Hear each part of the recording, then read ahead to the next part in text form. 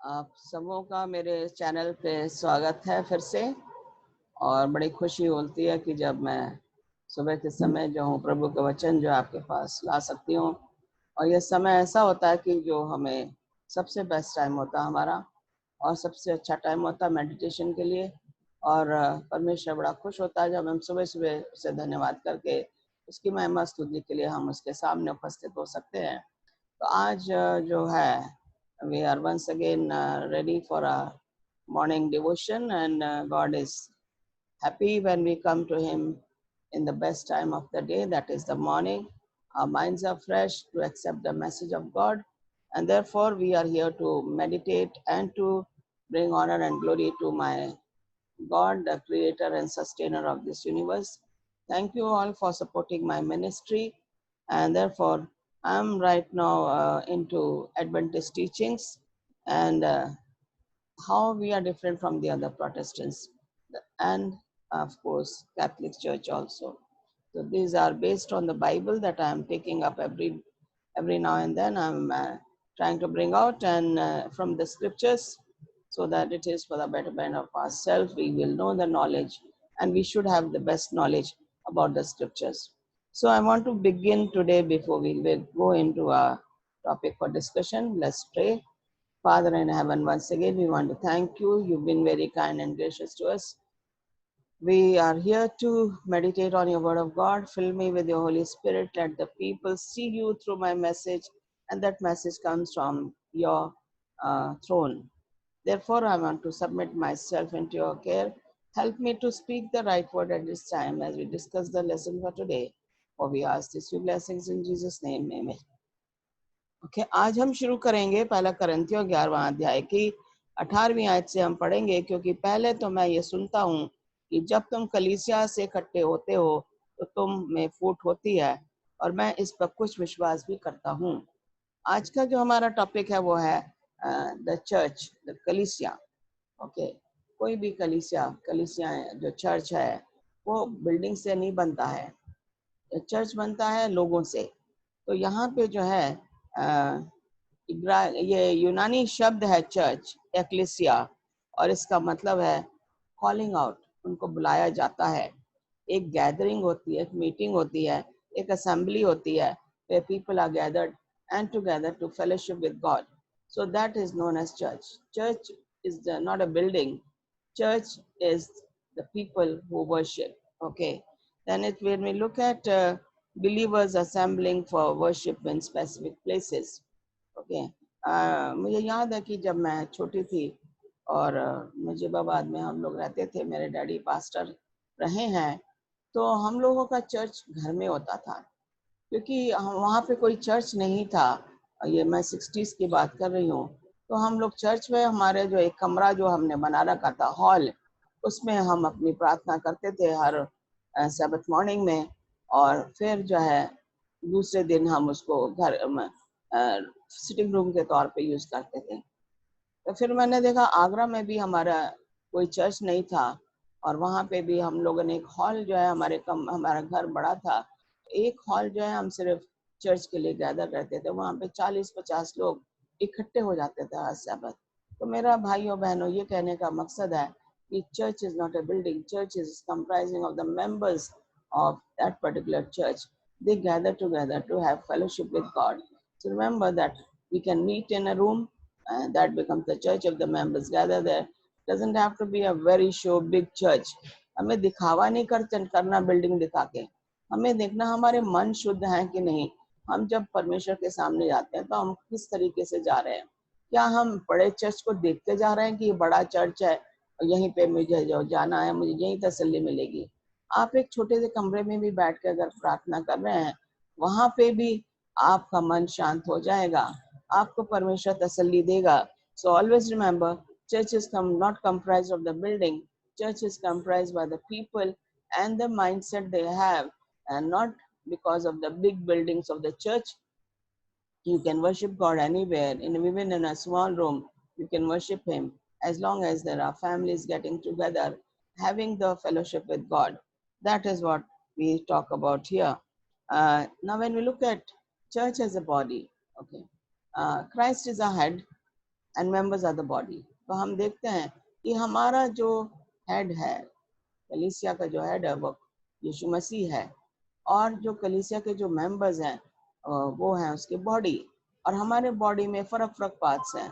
We have the hand, we have the eyes, nose, ears, you know, the legs and all that, and heart and the lungs and, you know, different parts of our body, and each one is functioning very well. So when we look at the people coming from different walks of life, they come in one place, they have a one mindset, they gather together, they have the same attitude to worship God, they have a fellowship together, so that becomes church. So मैं ये देखती हूँ कि in love God has given us each member his body. परमेश्वर हमसे प्यार करता है, इसलिए हम जो मेंबर्स हैं उसके जो शरीर है, शरीर के पार्ट्स हैं, हम चर्च है. ओके, हमारा चर्च का जो कलीसिया का जो हेड है वो यीशु मसीह है. यीशु मसीह, हम जाते हैं चर्च में तो हम यीशु मसीह का नाम लेके जाते हैं, हम प्रार्थना करते हैं यीशु मसीह के नाम से करते हैं. क्यों? क्योंकि वो हमारा कलीसिया का हेड है. यहाँ पे कहते हैं कि church is as a temple. Okay, परमेश्वर ने कहा तुम्हारा मन जो है वो क्या है? परमेश्वर का मंदिर है, पवित्र आत्मा का घर है. और हमें क्या करना है? The church is God's building in which holy spirit dwells. Okay, जहाँ पे पवित्र आत्मा रहता है वो परमेश्वर का घर है. और पहला करंथियों 3:17 में कह रहा है temple of God, God will destroy him. Okay, when we look at 1 Corinthians 3:17, मैं इसको पढ़ना मांगूंगी और मैं चाहती हूँ कि हम लोग टेक्स्ट भी साथ साथ पढ़ते चले जाएं. 3:17, और यहाँ पे इस तरीके से लिखा हुआ है, यदि कोई परमेश्वर के मंदिर को नष्ट करेगा, ओके, परमेश्वर उसे नष्ट करेगा, क्योंकि परमेश्वर का मंदिर पवित्र है और वह तुम हो. ओके, हमारा जो मन है वो परमेश्वर का मंदिर है. हम किस तरीके से परमेश्वर का मंदिर को नष्ट करते हैं? How do we destroy the temple of God that is built in us? By taking saying making false allegations, bring out abuses against the other person. Our tongue, you know, uses those words, and God says, do not destroy your temple by all these things which are not good for you. Okay, जो मंदिर को destroy करता है, okay, मंदिर को नष्ट करेगा, परमेश्वर उसे नष्ट करेगा. If we destroy the temple of God, God is going to destroy us. So that is what we say. Church is a bride. Okay, हम यहाँ पे देखते हैं कि होशिया 2:19 में लिखा है church is represented as a bride. अब अगर हम मत्ती 25वें अध्याय में देखें तो 5 कुआरियां थी और 5 फुलिश थी, 5 वाइस थी. और यहाँ पे जो है वो दुल्हन जो थी वो वेट कर रहे हैं. हम कलीसिया की दुल्हन है और हमारा दूल्हा जो है यीशु मसीह है. Christ is the bridegroom and we are the brides, and we as brides are waiting for the second coming of Christ. हम अपने दूल्हे की इंतजार में हैं कि कब वो आएगा और उसकी दुल्हन जो चर्च के मेंबर्स हैं, जो रास्तबाज लोग हैं, जो पवित्र लोग हैं, उसके साथ आसमान में उठा लिए जाएंगे जब वो हमें लेने आएगा. तो हम देखते हैं church is a family. Okay, church in heaven and on earth is family. हम जब एक जगह इकट्ठा हो जाते हैं तो हमारा परिवार बन जाता है. मुझसे कहते हैं ये चर्च जो है, ये church, even though we are coming from different walks of life, when we are gathering in the church we become one family of God. और हम वर्शिप भी ऐसी करते हैं, परिवार का हिस्सा. चर्च जो है परमेश्वर के परिवार का हिस्सा है, इसलिए हम उसको members of the family call him father. गलतियों 4:16 में लिखा है हम अपने जब पिता के नाम से परमेश्वर को संबोधित करते हैं, we call God as a father. When we pray Father in heaven, you know, we use the word Father, giving respect to God, and only God has the right to get that respect from us. So when we look at there are, you know, visible church and invisible church. So when we look at first city becomes light of the world. Okay, Matthew 13:15 में लिखा हुआ है city becomes light of the world. और जो शहर है वो एक प्रकाशमान शहर बन गया है. और यहाँ पे जो है a city that is on the hill cannot be hidden. Okay, जो शहर जिसमें रोशनी है, जो पहाड़ पे है, वो कभी भी छुप नहीं सकती है। तो परमेश्वर का जो चर्च है वो जो है महिमा रहित, महिमा से परिपूर्ण है और उसमें से हमें रोशनी मिलती है। वो रोशनी जो है कोई भी हमसे नहीं छीन सकता है। 5 का 13 से 15 में मती में पढ़ना मांग रही हूँ और आप चाहते हैं कि आप भी मेरे साथ इसको निकाल लीजिए। मती 5 और उसका 13 से 15। यहाँ पे इस तरीके से लिखा है, तुम पृथ्वी के नमक हो, परंतु यदि नमक का स्वाद बिगड़ जाए तो वह किस वस्तु से नमकीन किया जाएगा? वह किसी काम का नहीं, केवल इसलिए कि बाहर फेंका जाए और मनुष्य के पैरों तले रौंदा जाए। तुम जगत की ज्योति हो। जो नगर पहाड़ पर बसा हुआ वह छिप नहीं सकता, और लोग दिया जलाकर पैमाने के नीचे नहीं परंतु दीवट पर रखते हैं, तब उससे घर के सब लोगों को प्रकाश पहुंचता है। ओके, ये जो बाइबल है ये हमारे लिए प्रकाश का काम करता है। This is a light for us and it works for us. It shows us the right path. It tells us to do that which is something that we need to be keeping in mind. Okay, fulfill God's commission to every gospel. Okay, यहाँ पे जो है visible church जो है उसका काम क्या है? हमें जो है परमेश्वर का जो काम हमें सौंपा गया, मत्ती 28:19 में जाओ और मेरे नाम से प्रचार करो, लोगों को सिखाओ, उन्हें पिता पुत्र और पवित्र आत्मा के नाम से बपतिस्मा दो। ये जो है हमारे को बताया गया है क्योंकि हम चर्च में इकट्ठे हो रहे हैं और वहाँ जा रहे हैं। हम देखते हैं इनविजिबल चर्च, तो हर जगह जगह चर्चेज हैं जिनको हम नहीं देख सकते, लेकिन लोग इकट्ठा होके और प्रार्थना करते हैं। यहाँ पे कह रहा है कि John 1:19, it includes believers within the visible church, though they do not belong to a church organization, and they have followed all the light Christ has given them. Okay, लोग ऐसे हैं जो कि चर्च के अंदर ही हैं, वो चर्च को बिलोंग नहीं करते हैं।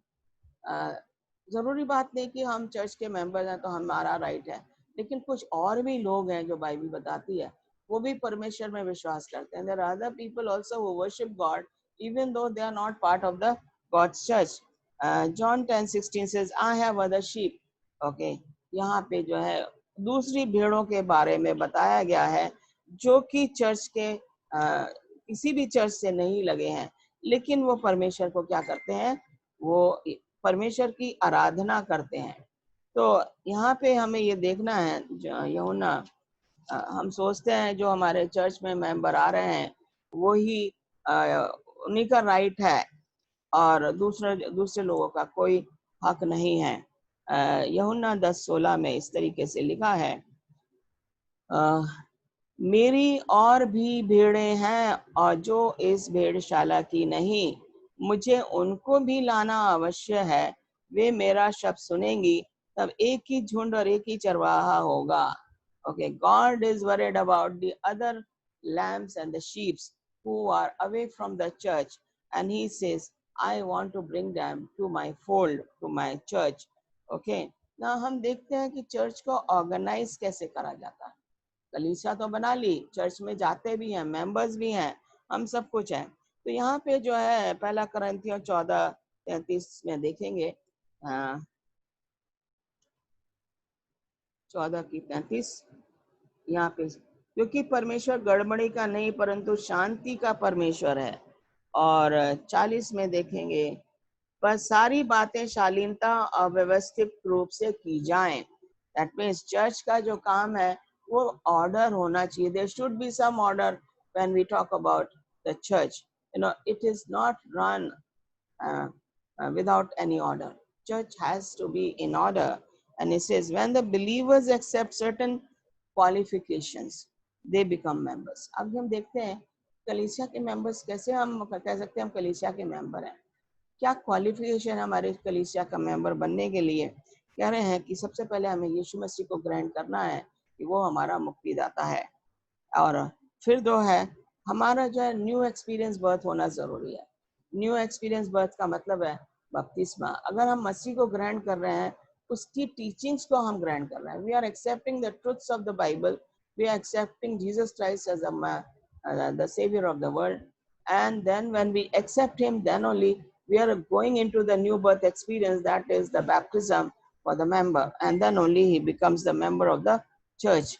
Now it says, मती 23 का 8 और 11 में लिखा हुआ है कि हर एक member, you are all brethren and he who is greatest shall be your servant. मसीह कहता है मसीह के सामने सारे एक बराबर है, कोई छोटा कोई बड़ा नहीं है। ये हम लोग जो कह देते हैं मेरा पोजीशन ये है, मैं हाईएस्ट पोजीशन में हूँ, ये लोअर पोजीशन में, हम लोग जो है डिफरेंसेस करते हैं। लेकिन परमेश्वर के घर में सबको एक बराबर ही देखा जाएगा। जब न्याय होगा तो सब एक बराबर होगा, ना वो कोई प्रेसिडेंट होगा, ना वही कोई प्राइम मिनिस्टर होगा, ना वो पास्टर होगा, सबको एक ही न्याय मिलेगा और सबको परमेश्वर के सामने खड़ा होना पड़ेगा। परमेश्वर कोई भेदभाव नहीं करता है। फिर यहाँ पे बताया गया है कि major functions of the church organization, okay, ये कह रहा है worship and exhortation, Hebrews 10:25, gathering believers to worship.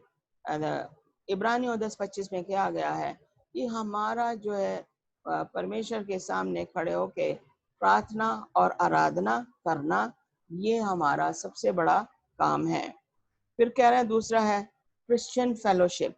पहला है वर्शिप, दूसरा है फेलोशिप। फिलिपियंस 1:5 में लिखा हुआ है कि सब लोग इकट्ठा होते थे। जहाँ जहाँ पौलुस ने चर्चेस बनाए, कोरिंथ में, माल्टा में, जोपा में और फिलिपियंस में, जहाँ भी हुआ उसने चर्च स्थापित कर दिया। और चर्च स्थापित करने का मतलब है कि उसने सारे लोगों को इकट्ठा करके एक जगह लेकर आया। तो हम जब चर्च में जाते हैं तो हमारी फेलोशिप होती है आपस में, हम खुदा से तो मिलने जाते हैं, लेकिन उसके बाद हम लोगों से मिलते हैं, उनके बारे में जानते हैं, कोई बीमार तो नहीं है, किसी को कोई प्रॉब्लम तो नहीं है, वो है जो कि हमें चर्च में जाके करना चाहिए। तीसरा है इंस्ट्रक्शंस इन द स्क्रिप्चर्स, जो हमें बाइबल में हमें बताया गया है उनको फॉलो करना। बाइबल जो हमें बता रही है keys of the kingdom of God, okay, keys of knowledge. Matthew 16:9 में कह रहा है परमेश्वर के घर में कैसे जाना, उसकी चाबियां इस बाइबल में दी हुई है, इस वचन में दी हुई है। हमें उसके पास उन चाबियों को लेके और इस बाइबल को पढ़ के उनको खोलना है। और लूका 11:52 में लिखा है हमें इसका ज्ञान प्राप्त करना। ये ज्ञान हमें अपने तक नहीं रखना। The knowledge that we are getting, we don't need to keep it to ourselves. We need to give it out to the people. Share God's message with the others. That is the work when we talk about Matthew 28:19 and 20. Whatever knowledge and light you have, please share it with the other people. Tell them God loves you. And when you do that, that is how we are instructed in the scriptures to follow God's ideals. Okay, administering of the divine ordinance. Okay, यहाँ पे है church is God's instrument for administration of ordinances of baptism. Okay, यहाँ पे कहा गया कि एक communion service होती है, एक बैप्टिज्म है, एक डेडिकेशन है। बच्चा जब पैदा होता है तो माँ बाप उसको चर्च में लाते हैं, उसको डेडिकेट करते हैं। वो चाहते हैं कि बच्चा जैसे परमेश्वर के रास्ते में चलता रहे और बढ़ता रहे परमेश्वर में। दूसरा जो है बैप्टिज्म जो है वो पास्टर जो है जब टीचिंग दे देता है, जब चर्च के मेंबर्स या एल्डर्स या डीकन्स जो भी किसी मेंबर को टीचिंग दे रहे हैं वचन की और वो उनको ग्रहण कर रहा है, तो पास्टर का ये राइट है कि वो उसको अगर वो ग्रहण कर रहा है, यीशु मसीह को स्वीकार कर रहा है, तो उसको जो है बैप्टिज्म भी देना जरूरी है। ये भी हमारा चर्च का ऑर्डिनेंसेस है। हम जाते हैं कम्युनियन सर्विस जिसको हम प्रभु भोज भी कहते हैं। यहाँ पे जो है सबसे पहले यीशु मसीह ने क्या करा, गमछा लिया, चिलमची ली, पानी ली और चेलों के पैर धोए। वो नौकर बना, उन्हें उसने दिखाया और बोला कि ये तुम मैं यहाँ पे नहीं रहूंगा, लेकिन तुम ऐसा करते रहना। जब हम चर्च में जाते हैं, हमारी कम्युनियन सर्विस या प्रभु भोज में जब हम भाग लेते हैं, we wash the feet of each other, bringing down the humility character in us. हम अपने आप को हलीम बनाते हैं जब एक दूसरे के पैर धोते हैं, जैसे मसीह ने किया हम उसी को भी फॉलो कर रहे हैं। ये है चर्च का ऑर्डिनेंस जो कि as a believer and members of the Christ we need to keep in mind कि हमें एक दूसरे के पैर धोने हैं, तो हमें अपने आप को हलीम बनाना है। वो पाक रस्म जो कि रोटी और वाइन का जो है, जो कि यीशु मसीह की बॉडी उसके खून को जाहिर करती है, उससे पहले हमें अपने आप को हलीम बनाना, एक दूसरे के जो हमारे मन में मैल है उसको हम पैर धो के जो है वो पूरा करते हैं। और हम चाहते हैं कि परमेश्वर ऐसी भावना मेरे मन में ना आए, क्योंकि मैंने तेरी जो है प्रभु भोज में भाग लिया है और हमें उससे वर्शिप मिलती है। फिर है मत्ती 24:14 में हमें जो है सब लोगों में जाके अपना प्रचार करना है। आजकल जो है हम देखें 1844 से पहला फरिश्ते का पैगाम प्रकाशित वाक्य 14:6 से 12 में अगर आप देखें, पहला दूसरा तीसरे फरिश्ते का पैगाम जो है वो जोरों से पहुंचाया जा रहा लोगों के बीच में। और वही हमारा काम है करना, कि हम अपना प्रचार करते रहें, लोगों को बताते रहें कि परमेश्वर कह रहा है जब परीक्षा की घड़ी आएगी तुम शहरों को छोड़ के पहाड़ों पे चले जाओ, वहां बस जाओ, ताकि तुम में ऐसी कोई परीक्षा की घड़ी ना आए। तो ये हमारे जो है वचन हमें बताता है। तो यहाँ पे देखते हैं biblical principles of the church government, Christ is the head of the church. हमारे कलीसिया का जो हेड है वो परमेश्वर है। मत्ती 28:18 since his victory in the cross Christ has been given all the authority in heaven and earth.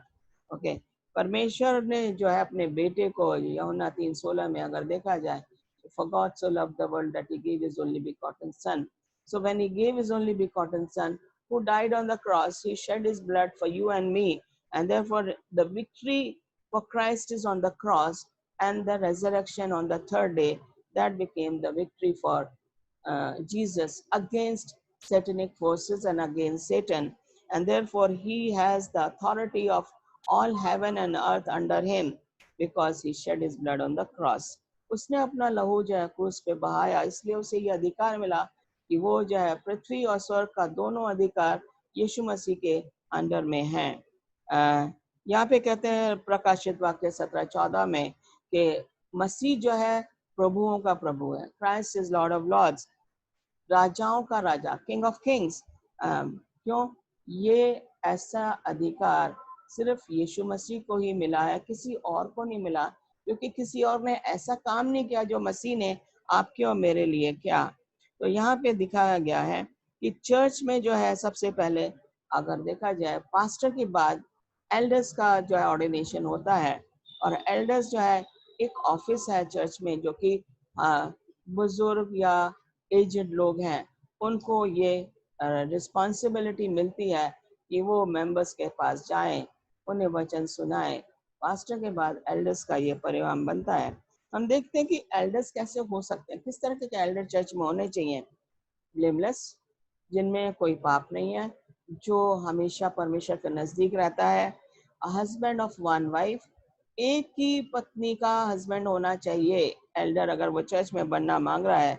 उसका बिहेवियर चर्च में कैसा है, लोगों से कैसे बातचीत करता है, that is another characteristic of Elder. Not greedy for money, Elder को जो है लालच नहीं करना पैसों का, उसे जो है जो उसको काम दिया गया उसे बहादुरी से करना चाहिए। नॉट क्वारलसम, उसे लड़ाई करने वाला नहीं होना चाहिए। ओके, नॉट कवचसनेस, उसके अंदर किसी भी तरीके का लालच नहीं होना चाहिए। And should develop the leadership quality. Church में हम देखते रहते हैं, पास्टर भी देखता है, मेंबर्स भी एक दूसरे को नोटिस करते हैं, कौन जो है परमेश्वर के पास है, कौन जो स्माइलिंग फेस से आ रहा है, कौन जो परमेश्वर के वचन को सुना रहा है, कौन जो परमेश्वर से प्यार कर रहा है। हर एक मेंबर जो एक दूसरे को देखते हैं।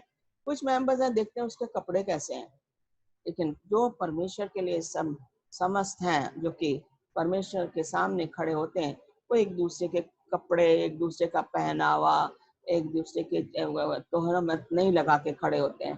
तो इस तरह का इंसान जो है चर्च को चाहिए, जिसको कि एल्डर के तौर पे उसको अपॉइंट किया जाए। और chosen to shepherd the church of God, कि परमेश्वर के जो चर्च है, कलीसिया को जो है वो किस तरीके से, जब पादरी नहीं है वो उसको लीड आउट करेगा। सेकंड जो है वो डीकन्स, हमें प्रेरितों के काम में अगर देखा जाए तो वहाँ पे जो है पहले जो 9 लोग थे उनको अपॉइंट किया गया, जिसमें फिलिप और स्टीफन का भी नाम आता है। स्टीफन जिसको पत्थरवाह किया गया जब उसने परमेश्वर के वचन को सुनाना शुरू किया। इस तरह के डीकन्स जो है हमें चाहिए। फिलिप जो वहां गया, उसको बताया गया कि वो इथोपियन जो है रथ में जा रहा है, वो बाइबल पढ़ रहा है लेकिन उसको समझ नहीं आ रहा। यशायाह नबी की 53वां अध्याय वो पढ़ रहा था और लेकिन उसको समझ नहीं आ रहा था। जब फिलिप ने उससे बोला, क्या तू समझ रहा है कि तू क्या पढ़ रहा है? उसने कहा, जब तक कोई मुझे समझाएगा नहीं तो मैं कैसे पढ़ूंगा, कैसे समझूंगा। और फिलिप उसके साथ बैठ जाता और उसको समझाता है। और जब रास्ते में जब वो पानी आता है, नदी पड़ती है, कहता है ये पानी है, क्या मैं बपतिस्मा नहीं ले सकता? इस लायक नहीं कि मैं बपतिस्मा लूं। और फिलिप जो है डीकन के तौर पे, उसने वहां उसको बपतिस्मा दिया। ये भी डीकन की क्वालिटी, जो एल्डर्स की क्वालिटी है वो डीकन में भी होना है। एक ही पत्नी का हस्बैंड, और ब्लेमलेस, पवित्र होना चाहिए, किसी भी तरीके उसका दाग नहीं होना चाहिए उसकी जिंदगी में, उसके लाइफ। अरे उसको क्यों डीकन बना दिया? वो तो इतने बुरे काम करता है। अरे उसको एल्डर क्यों बनाया? वो तो इस लायक है ही नहीं। उसके घर में ये प्रॉब्लम हो रही है, हम उसके घर के बारे में सोचना शुरू कर देते हैं। लेकिन परमेश्वर जिसे चुनता है उसको कोई पीछे नहीं हटाता है। तो ये डीकनेस का भी वही हाल है। एक ही हस्बैंड की पत्नी होना जरूरी है। वो चर्च में कैसे आती, महिलाओं से कैसे बातचीत करती है, उसका रवैया कैसा है, वो लोग औरतों को जाके क्या सिखा रही है, ये डीकनेस का काम है। तो ये क्वालिटीज हैं जो कि कैरेक्टरिस्टिक्स हैं, जो एक मसीही तौर पे, जो कि हम चर्च में जो पोजीशंस दी जाती हैं, डीकन्स हैं, उसके बाद ये डीकन्स के बाद लेमैन आ जाते हैं। जो चर्च के मेंबर्स हैं उनको लेमैन कहा गया है। तो इस तरीके से इनको डीकन को हेल्पर भी कहा गया है। वो परमेश्वर के काम में एल्डर और पास्टर की सहायता करते हैं। तो जब ये कम्युनल सर्विस होती है तो डीकन्स और एल्डर्स आते हैं। जब चर्च में मेंबर्स आ रहे हैं, जो नए मेंबर्स आ रहे हैं, डीकन्स और डीकनेसिस का काम है जो नए मेंबर्स जो आ रहे हैं, नए लोग जो पहली बार चर्च में आ रहे हैं, उनका स्वागत करके चर्च में लाइए। ये क्वालिटीज हैं जो कि इन लोगों में होनी जरूरी है, तब उन्हें अपॉइंट किया जाता है डीकन्स और डीकनेसेस। रोमियो 16:1 में ये आपको मिलेगा इसके बारे में, और चर्च को कैसे मेंटेन करना है। फिर हम देखते हैं डीलिंग विद प्राइवेट ऑफेंसेस। मत्ती 18:15 से 17 में देखेंगे। और क्या पे प्राइवेट ऑफेंसेस, मत्ती 18 और 15 से 17 में, यदि तेरा भाई तेरे विरुद्ध अपराध करे, if your first brother is sinning against you, तो जाओ अकेले में बातचीत करके उससे समझा। What is your work? वो quietly to him, away from everyone, and then make him understand. यदि वह तेरी सुने तो अपने भाई को पा लिया। If he listens to you, you have got your brother back. यदि वह ना सुने तो एक या दो जन को अपने साथ ले जा, और हर एक बात जो 2 या 3 गवाहों के मुंह से निश्चित हो जाए। अब अगर पहली बार तुम्हारे भाई ने नहीं सुना तो दूसरी बार 1 या 2 चर्च के कलीसिया के लोगों को लेके जाओ, तब उससे बात करो, ठीक है? यदि वह उनकी भी ना माने, okay, first step is you go alone and talk to your brother. Second step is take 1 or 2 people from the church and then talk to him again, advise him.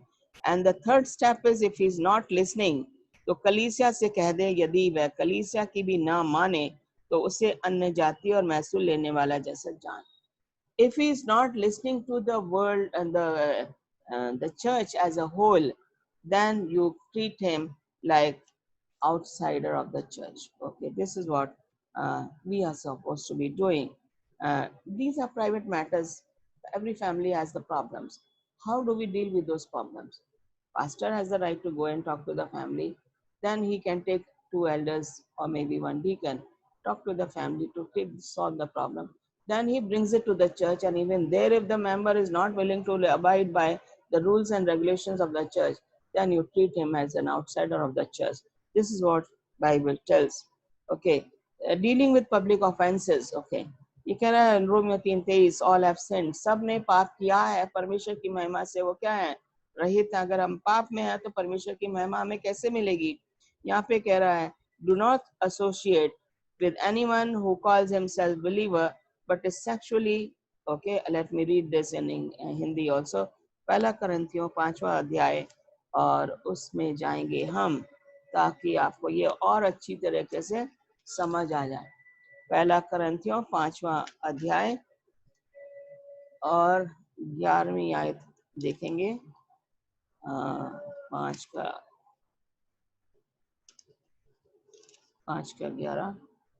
यहाँ पे इस तरीके से लिखा है, पर मेरा कहना यह है, यदि कोई भाई कहला के व्यभिचार, लोभी या मूर्ति पूजक या गाली देने वाला या पियक्कड़ या अंधेर करने वाला, हाँ तो उसकी संगति मत करना, वरन ऐसे मनुष्य के साथ खाना भी नहीं खाना। देखिए Bible very clearly, Bible is telling us with whom we have to associate, with whom we should not be associating. People who are believing in adultery, they are adulterous kind of people, they are greedy, they are worshipping idols, okay, they are not doing any justice to the people, they are drunkards. All these people, Bible tells us not to mingle with them, क्योंकि मुझे बाहर वालों का न्याय करने से क्या काम, तो बाहर वाला के न्याय करेंगे उससे हमें कोई काम नहीं है, परंतु बाहर वालों का न्याय परमेश्वर करता है। ऐसे लोगों का जो पियक्कड़ हैं, इनका न्याय कौन करता है? इनका न्याय परमेश्वर करता है। तो यहाँ पे जो है इसमें, परंतु बाहर वालों का न्याय परमेश्वर करता है, इसलिए उस कुकर्मियों को अपने बीच में से निकाल दो। You move out of those people. If they're not moving out from your life, you move out from their life and do not go to them and associate with them. Bible clearly tells us कि हमें किस किस के साथ जाना है, किसके साथ हमें अपना रिश्ता निभाना है, परमेश्वर क्या चाहता है। यहाँ पे जो है दूसरा थस्सलोनियों और उसका 3रा अध्याय में हम जाएंगे और यहाँ पे देखेंगे क्या हमें बताया गया है।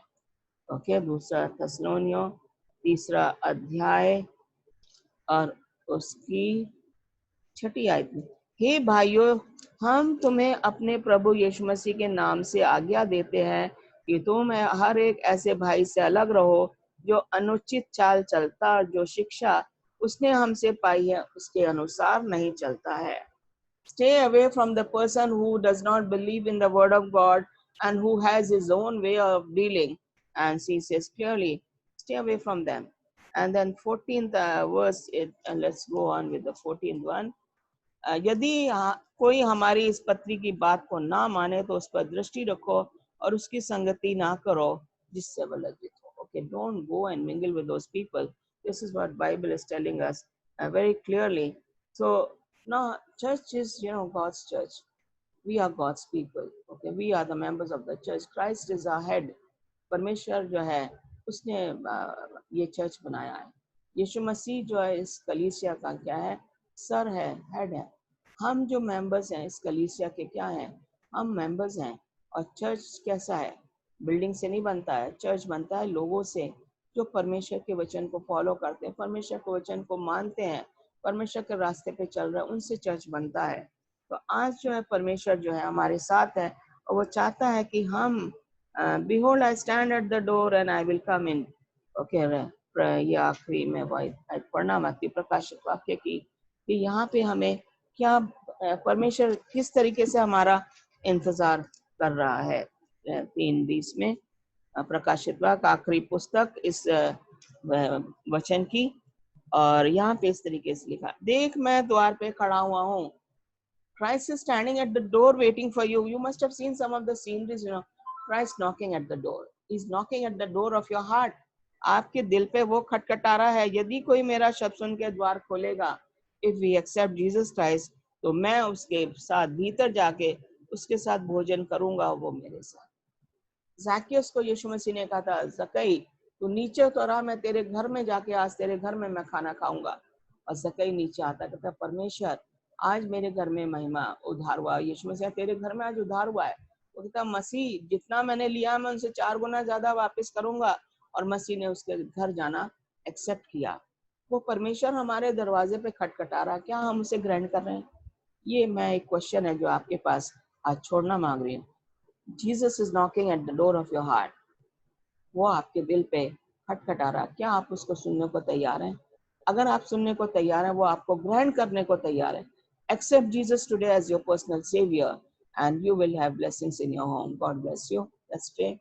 Father in heaven, once again we want to thank you for a wonderful message that has come through this word of God, and with your Holy Spirit's help me to go forward in preaching this message to the people who are groping in darkness. I want to pray for all the COVID-19 cases and the other sick people. You are the great healer of the world. Touch them and restore them back to normal health. Give them the healing touch.